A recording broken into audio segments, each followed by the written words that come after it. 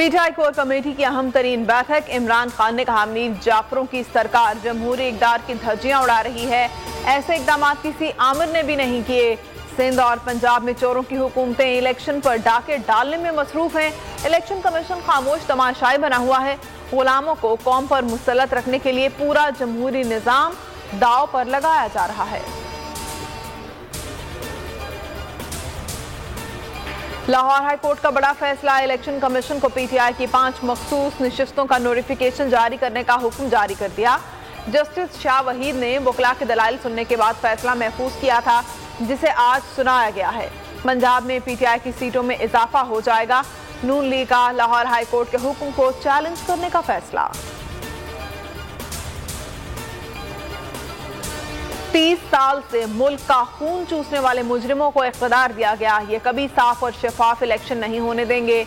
आज नैब और एफआईए तबाह है। इमरान खान कहते हैं 1100 अरब की चोरी पर खुद को एनआरओ दिया गया। आज मुल्क को नौजवानों की जरूरत है। टाइगर फोर्स में शमूलियत की दावत देता हूँ। वेबसाइट लॉन्च कर दी है। ट्वीट में लिखा 2 जुलाई को पाकिस्तान भर में पुरअमन एहतजाज करेंगे। परेड ग्राउंड में इस्लामाबाद के एहतजाज की क़यादत खुद करूंगा। पीपल्स पार्टी ने बजट बहस में तहरीक इंसाफ पर निशाना बांध लिया।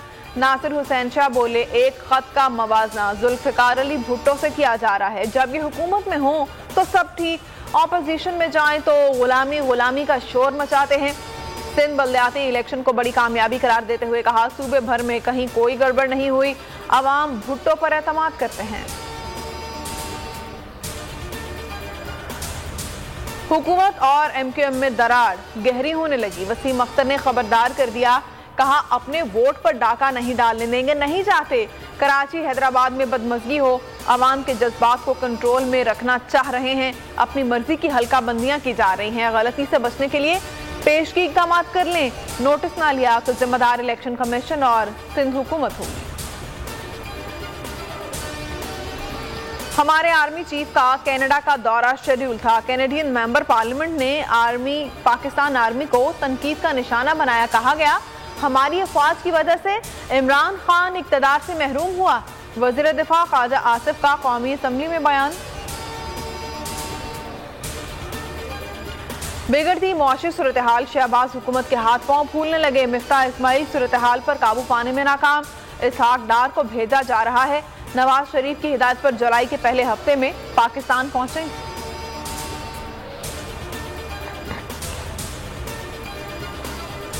13 सनतों पर 10% सुपर टैक्स, 99 पर 4% सुपर टैक्स भी आयद होगा। एफबीआर का मखसूस सनतों पर टैक्स बढ़ाने का फैसला। 4% इजाफी टैक्स कुकिंग ऑयल, वेजिटेबल, घी, फ्लावर मिल्क पर आयद होगा। मशरूबात और जूसेस की सनतें भी इजाफी 4% टैक्स से नहीं बचेंगी। मट्टी का तेल, petrol, jet fuel, iron Coke भी इजाफी टैक्स की जद में है। High speed diesel oil, furnace oil भी इजाफी टैक्स फहरिस्त में शामिल है। बढ़ता डॉलर अद्वियात को भी निगलने लगा है। पैरासिटामोल फार्मूले की तमाम दवाएं मार्केट से गायब हो गई हैं। घर घर इस्तेमाल होने वाली पैनाडोल नायाब हो गई है। शदीद एलर्जी और जहनी सुकून की दवाओं की भी किल्लत हो रही है। एस्प्रीन और अमराज निस्मा की दवाएं शॉर्ट हो गई हैं। रोज की महंगाई, महीने का फ्यूल एडजस्टमेंट, महंगाई के मारे आवाम को एक और झटका। बिजली की कीमत में 7 रुपए 90 पैसे इजाफा। मई के चार्जेस वसूल किए जाएंगे। चेयरमैन नेपरा ने कहा अल्लाह का वास्ता है अब दरामदी फ्यूल पर प्लांट्स ना लगाएं। मुल्क में शॉर्टफॉल 5625 मेगावाट हो गया है। 8 से 10 घंटे तक की लोड शेयरिंग।